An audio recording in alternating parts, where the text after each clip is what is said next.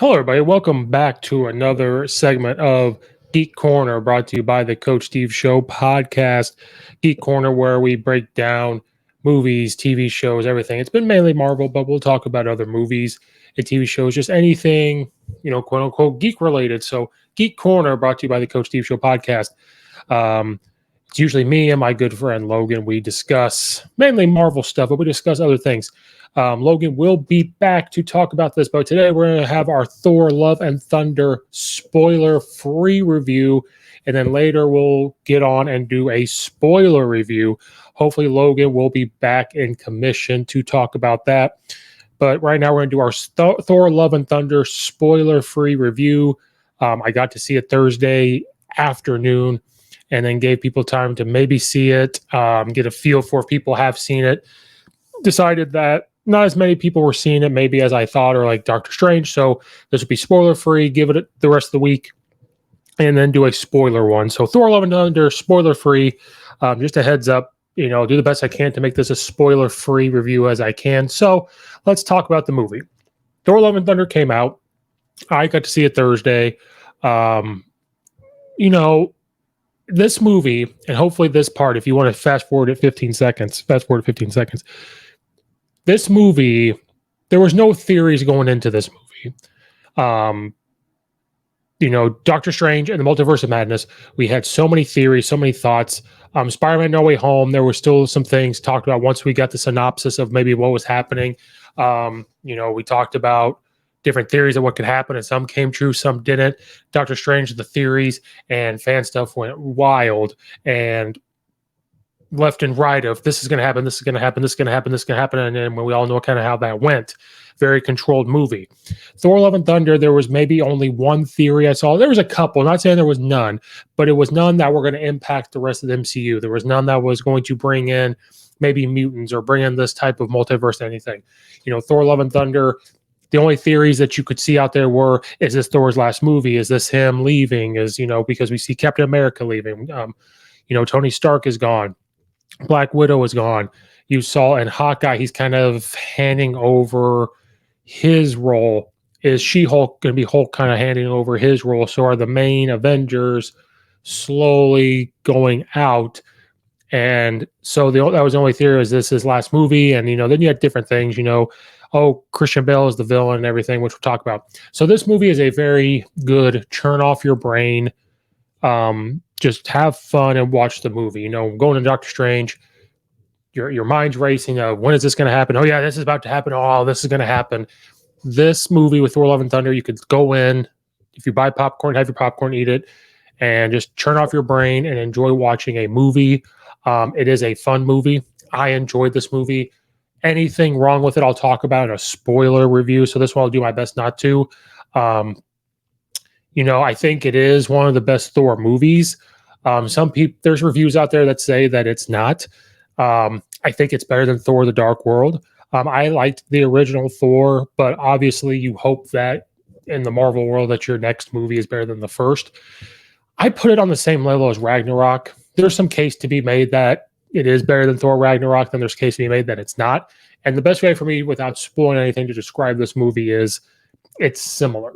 It's similar to Thor Ragnarok in the comedy.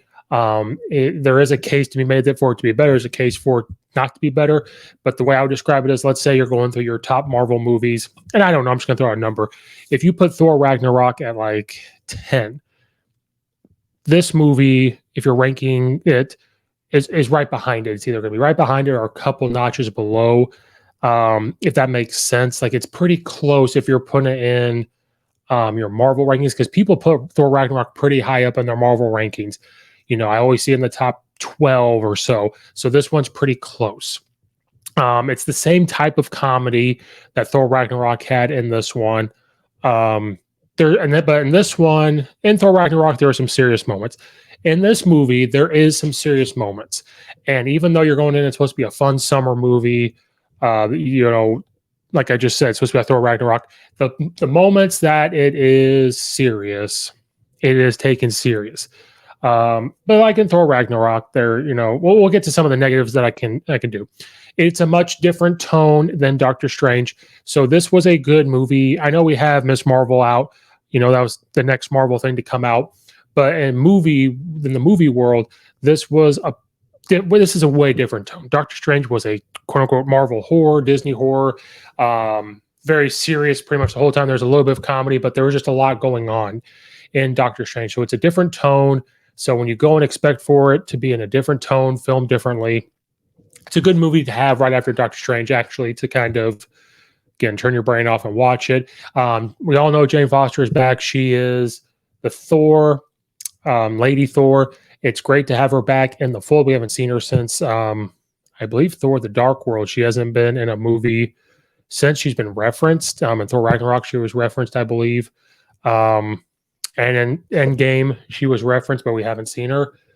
We've seen people that she works with, but we just haven't seen her. So it's great to have her back in some type of form. I won't go into too much detail with how does she become, Lady Thor and everything. We're not going to spoil that. But it's great to have her back. Her and Chris Hemsworth dynamic is great. Her and Valkyrie, that dynamic is great. Valkyrie's in it. Obviously, she has not missed a beat. The acting is phenomenal. To have, Gorg back. He's a great comic relief. You have your serious spots, and when it tries, to go back to the comedy side, he's great to have in the comedy scene, and he's a well-loved character that's put in there.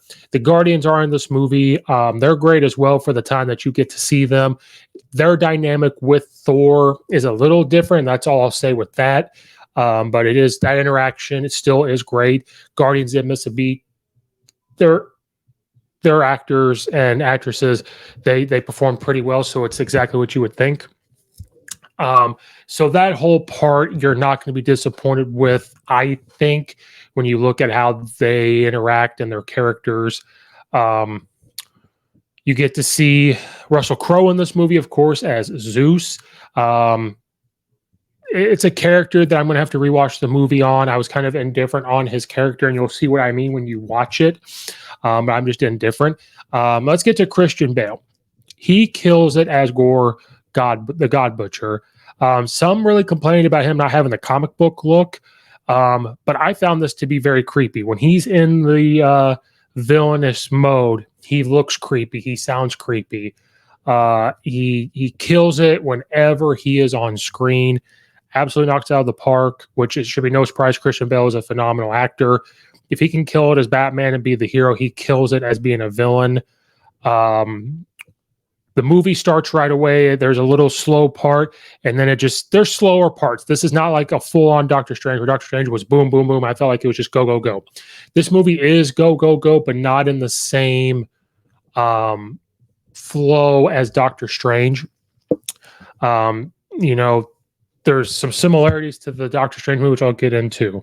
So it's hard to talk about and not give everything away. The dynamic between all the characters, again, doesn't miss a beat. Can't say that enough. Let's get into some spoiler-free ones where maybe it's a little negative that you're going to maybe see.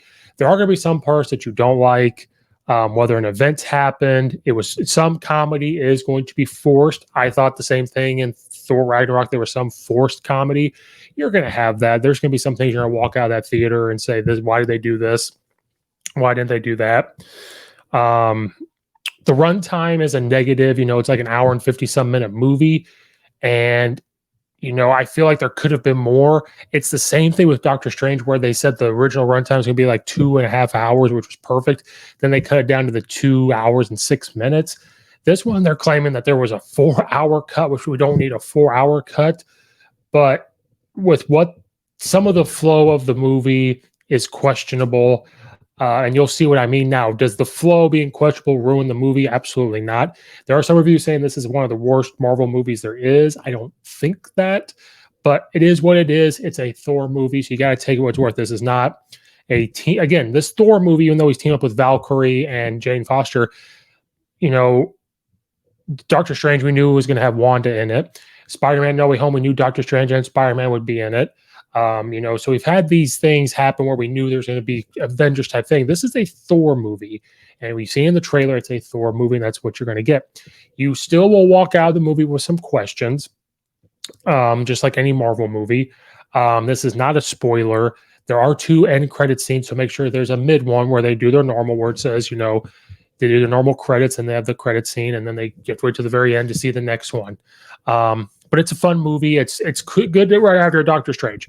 And another good way for me to describe this is if you remember back when WandaVision was coming out, the amount of theories and speculations that we had for WandaVision was crazy, right? We all lost our minds. You could watch the episodes of me and Logan. We just kept saying, this is going to happen. This is going to happen. And it never did.